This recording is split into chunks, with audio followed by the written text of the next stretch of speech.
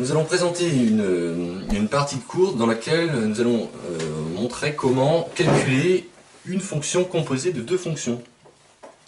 On s'intéressera premièrement à la partie, simultanément à la partie calculatoire, c'est-à-dire comment on calcule explicitement une fonction composée, mais aussi au côté sous quelles conditions a-t-on le droit d'effectuer cette fonction composée. C'est ça aussi qui va nous intéresser dans cette vidéo.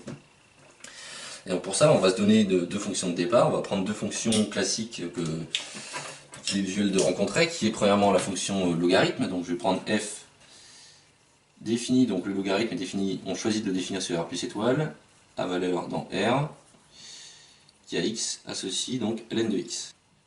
Voici la première fonction. Cette fonction, c'est une fonction, rappelons-le, donc qui tend vers moins l'infini en 0, qui vaut 0 en 1, qui est strictement croissante, et qui tend vers plus l'infini en plus l'infini. C'est la ln, ça. C'est la fonction f. Nous allons également tenter de faire cette composée avec la fonction sinus, que nous allons définir donc sur r, à valeur dans moins 1, et qui a x associe sin x. Cette fonction sinus est une fonction qui est impaire, qui oscille entre les deux valeurs qui sont moins 1 et 1, qui vaut 0 en 0, et qui est de pi périodique. Voilà, le motif à gauche étant tenu grâce à la symétrie par rapport à l'origine 0, étant donné que sinus est une fonction qui est impaire. Voilà. Alors ce qu'on va essayer de faire dans cette vidéo, c'est deux choses. Premièrement, calculer f rond g, c'est-à-dire la composée de g par f rond g, donc qui a x associe, elle est définie par la fonction qui a x associe f de g de x, et nous allons nous intéresser à g rond f de x. Et donc g rond f de x, c'est une fonction qui a x associe g de f de x. Voilà, alors comment calculer ça? Alors, de manière calculatoire, ce qu'on aura envie de se dire, c'est simplement que pour calculer en fait f de g de x, il suffit de remplacer la variable x ici par l'expression de g de x.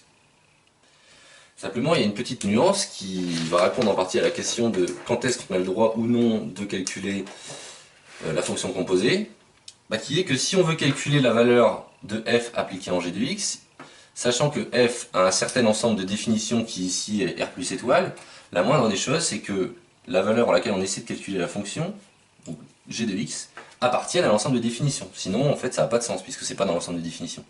Donc la question c'est est-ce que pour n'importe quel x, est-ce que g de x appartient à l'ensemble de définitions de f?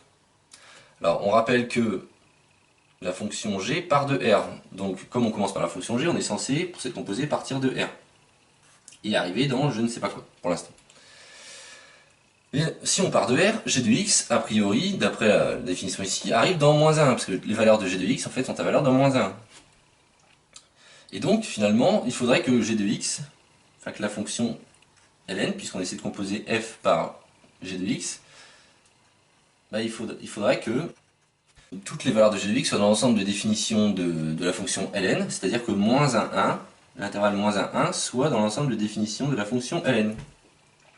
Or, ceci ce n'est pas le cas, parce que toutes les valeurs qui sont ici n'appartiennent pas à l'ensemble de définition de ln, qui est simplement r plus étoile, c'est-à-dire la partie droite de l'axe des abscisses, à partir de l'origine. Donc ici, pour le calcul de f rond g, on a un problème fondamental qui est que moins 1 n'est pas inclus dans r plus étoile. Si bien que la composée n'a aucun sens, f rond g n'est pas définie.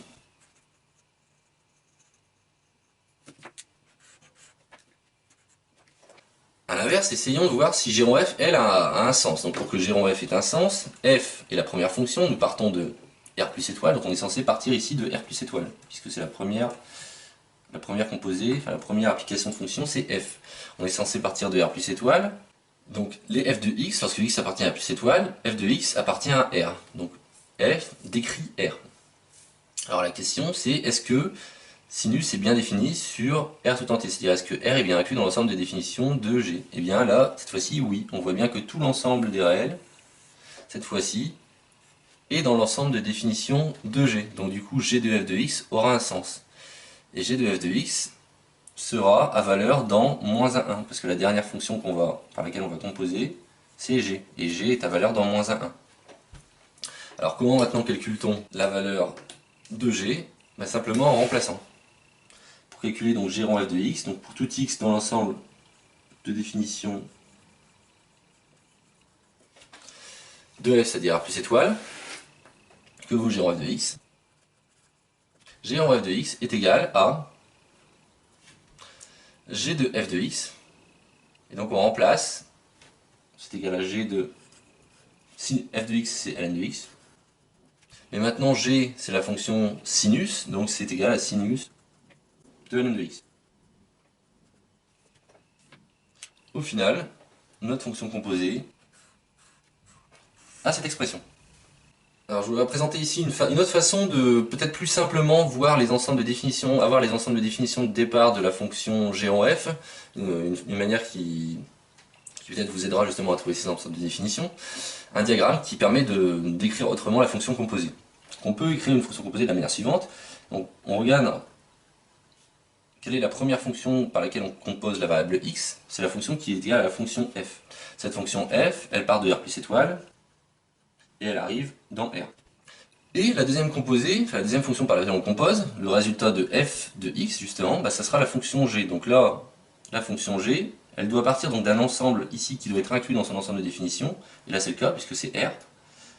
Donc la fonction g, elle part de R et elle va arriver dans moins 1. Ce qui fait qu'au final, la fonction g rond f, c'est la composée successive de ces deux fonctions. C'est-à-dire, g rond f, c'est faire la diagonale. G rond f part de R plus étoile et arrive dans moins 1. On retrouve donc ce que nous avions ici. Ça c'est notre façon de le décrire, de trouver les ensembles de départ et d'arrivée de G de manière peut-être plus aisée. Voilà, donc ça termine la façon dont on calcule une fonction composée. Dans une prochaine vidéo, nous verrons comment identifier une fonction composée, c'est-à-dire la démarche sera inverse. Au lieu de calculer à partir de deux fonctions une fonction composée, on va à partir d'une fonction essayer de la découper en composés de deux fonctions.